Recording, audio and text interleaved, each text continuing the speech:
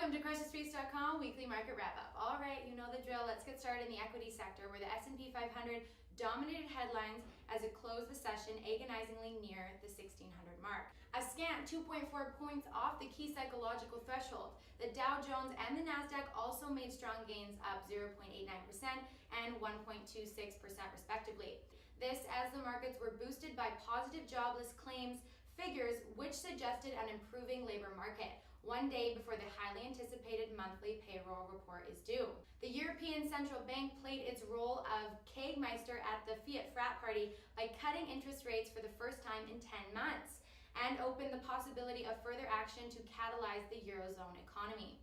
The U.S. Federal Reserve also issued a verbal commitment to keeping interest rates low by continuing its bond buying scheme in an effort to sustain growth. Isn't that nice to hear? Breaking down the S&P 500, there are two schools of thought. On the fundamental side, equity bulls highlight the allegedly improving labor market, the Federal Reserve's aggressive monetary policies, and the 19% lift in the index since last November's bottom as reasons to stay in the markets.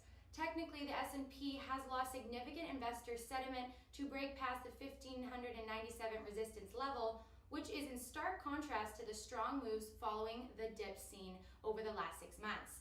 Further, the lack of enthusiasm is playing amidst the backdrop of weaker momentum indicators, a potential warning sign that any bearish news could induce volatility in the markets.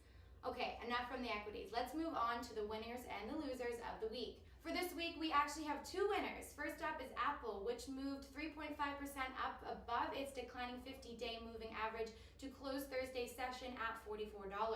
This was welcome news for Apple bulls, which in recent weeks have seen the venerable company being valued at $385 per share. Still, the question remains whether the latest move above the 50 DMA can be sustained, as a similar run on March 25th ended up in failure.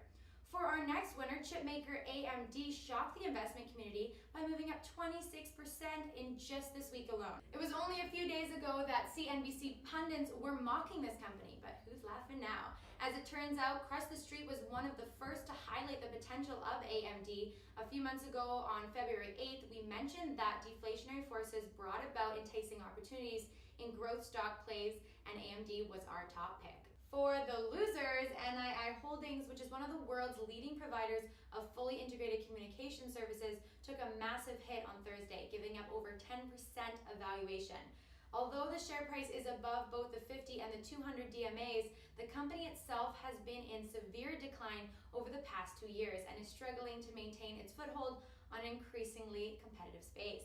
Finally, let's take a look at precious metals, beginning with spot silver. The white metal managed to close near the $24 mark at 23.83 following Wednesday's substantial sell-off.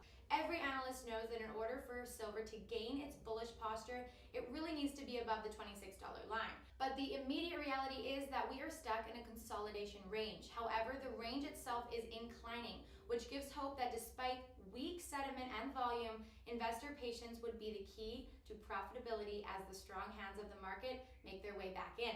As an alternative to silver, commodity bulls should consider palladium.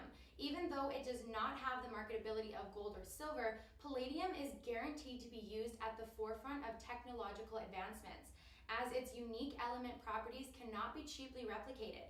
It was also the least affected precious metal during the April 15th commodity sell-off, as industrial demand continues to place a high premium on palladium, regardless of market value fluctuations. And that will do it for this edition. Before you go, subscribe to both Viral Network News and CrushTheStreet.com. I'm Hannah Bernard for VNN. Thanks for watching, and we'll see you next week.